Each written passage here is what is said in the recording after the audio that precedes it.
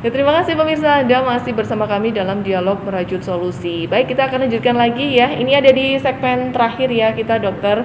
Dokter, ini saya dari tadi penasaran, dok. Apakah memang dokter kesehatan jiwa ini hanya melayani orang-orang yang mengalami gangguan jiwa, dokter? Nah, kalau itu sebenarnya tidak ya. Tidak. Misalnya ada masalah rumah tangga, itu kita juga bisa bantu di sana. Dalam artian lakukan family terapi seperti itu.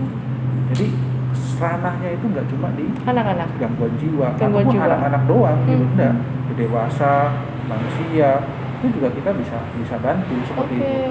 Dan pada pasien-pasien yang misalnya ketergantungan nafza ya atau zat psikoaktif bisa juga ya, dokter itu juga ya? kita memang ranah kita untuk menangani itu. Misalnya mereka yang ketergantungan sabu atau zat-zat jenis lainnya ya, itu juga kita bisa bantu untuk rehabilitasi. Oke, dok. Untuk kasus sebenarnya kasus seperti apa yang bisa dibantu oleh dokter kesehatan jiwa ini, terutama ini untuk anak-anak dan remaja, dok? Misalnya ADHD, apa itu, dokter? Attention Deficit Hyperactivity Disorder. Anaknya fokusnya itu sulit banget, kemudian juga nggak bisa fokus. Terus di sekolah nggak bisa hidup tenang, jadi ganggu ke pelajarannya, ganggu ke akademiknya dia. Itu kita bisa bantu. Nah, atau misalnya dengan kondisi-kondisi pasien retardasi mental dengan gangguan perilaku ataupun emosi, kita bisa bantu. Tapi bukan berarti ini ya, kita membantunya bukan berarti menghilangkan kondisi retardasi mentalnya. Karena kondisi retardasi mental itu nggak bisa dihilangkan. Itu bukan suatu penyakit tapi suatu kondisi. Tapi yang kita bantu adalah gimana anak ini supaya lebih bisa mengontrol emosinya, mengontrol perilakunya. Begitu juga dengan kondisi anak-anak dengan autism spectrum disorder. Nah, itu kan suatu kondisi. Lagi-lagi kita nggak bisa ubah. Tapi kalau misalnya beliau ya yang mengalami autism spectrum disorder ini ada gangguan perilaku, ada gangguan emosi, kita bisa bantu supaya atasi lebih bisa mengontrol emosi, bisa lebih mengontrol perilakunya, seperti itu. Nah, gimana caranya? Ya salah satunya tadi dengan dua metode tadi, pengobatan dengan psikoterapi. Psikoterapi. Begitu juga dengan depresi, cemas. Dok, ada juga anak-anak yang biasanya ini bisa konsentrasi atau bisa fokus tapi sambil mendengarkan musik misalnya. Nah, ini apakah termasuk salah satu gangguan sih, dokter? Kalau itu sebenarnya kita nggak bisa ngomong kondisi kayak gitu, gangguan, nggak seperti itu ya. Kalau kita mau ngomong ADHD, itu harus memenuhi kriterianya, ada kriterianya. Nggak cuma kalau anak tidak fokus, ini ADHD. Atau misalnya anak itu lari-lari, ini ADHD. Nggak seperti itu. Harus ada kriterianya. Dan harus ada penilaian dari dua situasi yang berbeda, di rumah dan di sekolah. Jadi anak-anak yang lari-lari gitu nggak langsung kita pukul rata, ini ADHD, nggak boleh seperti itu gitu. Jadi memang harus ada kriteria, ada panduan.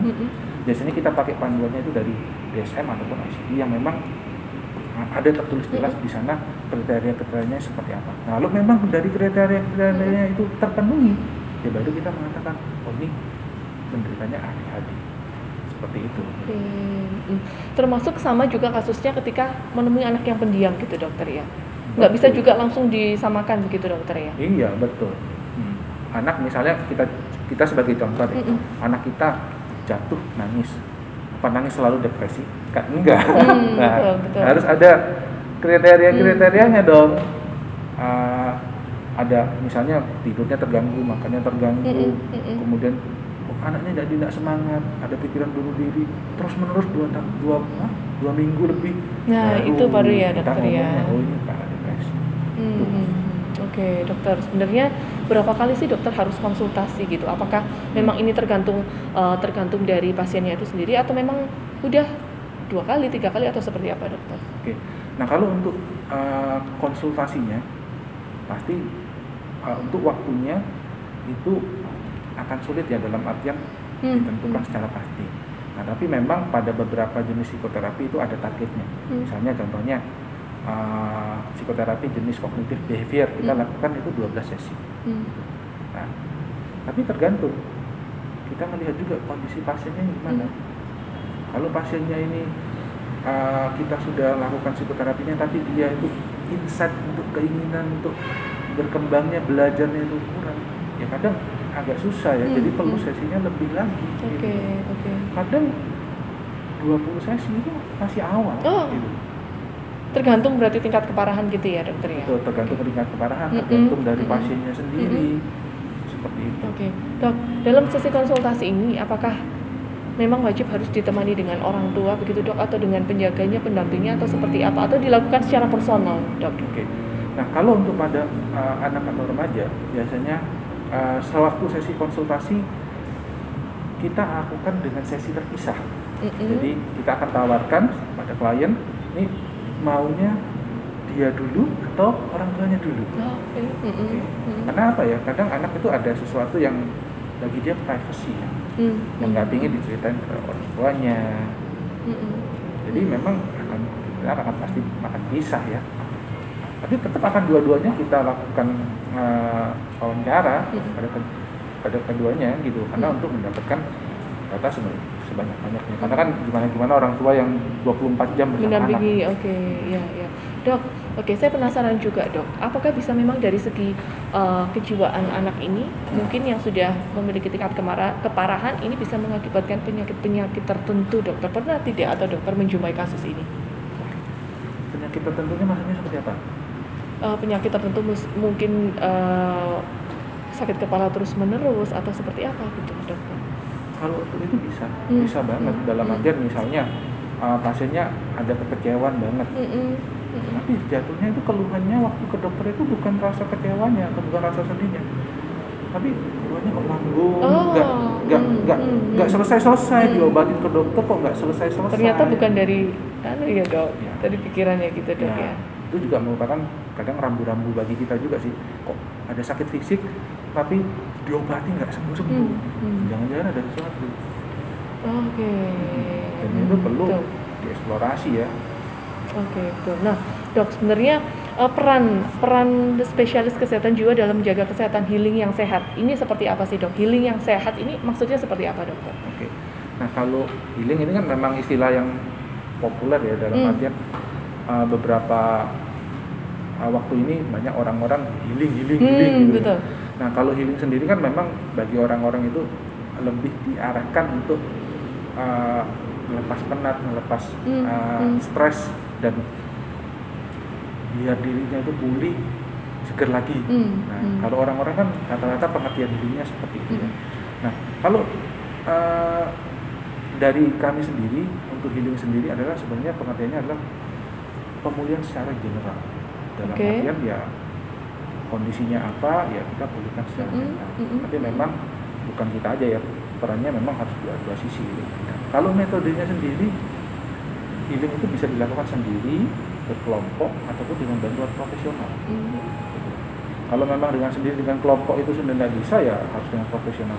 Metode healingnya macam-macam terserah, karena setiap individu itu preferensinya beda-beda ya. Ada yang bilang misalnya aku suka musik gitu. Gisel, aku suruh dengerin musik, padahal nggak suka. Nggak nyampe gitu dong ya. Gitu iya. Jadi memang harus ada dibikin tergantung dari individu. Nah, tapi yang perlu jadi catatan,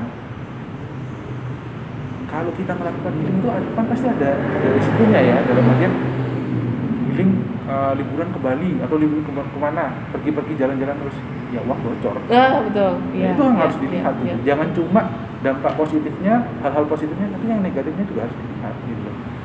Nah, yang negatifnya ini kadang yang sering kali lupa. Nah, kalau menurut saya healingnya bebas sih metodenya apa, tapi perlu juga dilihat yang sisi negatif. Karena ya gimana jangan sampai yang awalnya niatnya baik jadi malah berimbas lagi ya. Oke, baik. Karena memang setiap orang punya ini dok ya, punya healingnya harus ngapain gitu, tergantung dari orangnya masing-masing begitu dok. Ya. Oke, dokter, ini sebelum kita menutup perjumpaan ini dokter, pesan-pesan singkat dokter kepada pemirsa terkait dengan pertumbuhan dan perkembangan anak dari segi kejiwaan seperti apa dokter? Silakan. Oke.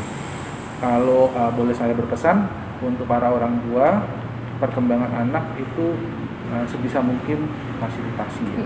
Dalam artian karena anak itu yang dari baru lahir sampai gede itu adalah waktu-waktu di mana mereka berkembang. Jadi semakin kita memfasilitasi mereka, semakin kita membantu atau menstimulus perkembangan mereka, tentu mereka juga akan berkembang dengan lebih baik. Dalam prosesnya tentu akan ada peran andil dari pola asuhnya juga.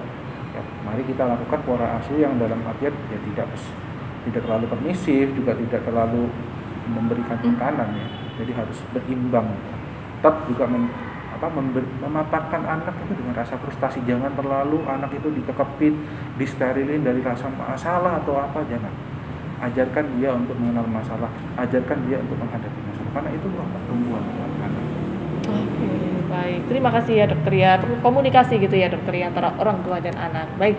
Sekali lagi terima kasih saya ucapkan kepada Dokter Ivan untuk bisa berbagi informasi ini ya kepada pemirsa Gajah Televisi. Saya juga ucapkan terima kasih sekali lagi pada pihak Rumah Sakit Panti Nirmala yang sudah memberikan tempat untuk kami, sudah mengizinkan kami untuk dialog dengan Dokter Ivan pada hari ini. Sekali lagi terima kasih pemirsa untuk kebersamaan Anda. Kita harus berpisah. Jangan lupa untuk tetap saksikan dialog Merajut Solusi di episode selanjutnya.